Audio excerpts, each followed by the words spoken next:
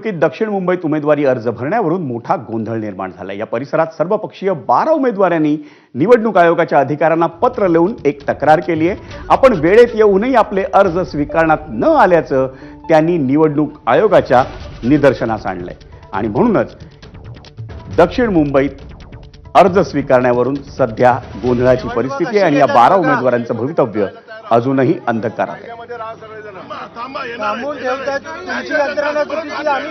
असे नियम आहेत, तसे नियम आहेत ते आम्हाला सांगायला लागले। म्हटलं नियम जर तसं असेल तर तुम्ही टोकन का दिलं? पण टोकन दिल्यानंतर स्क्रुटिनी झाल्यानंतर 2,500 रुपये 5,000 रुपये भरून का घेतले तुम्ही?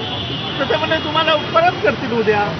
घेतलं तर काय एकंदरीत काय झालं आहे की ते त्यांच्या नातेवाईकांना वाचवण्यासाठी तिथे एवढं जबरदस्त दबाव चालू आहे आणि दबाव टाकून बघा पोलीस फोर्स आमच्या मागेच लागलेली आहे।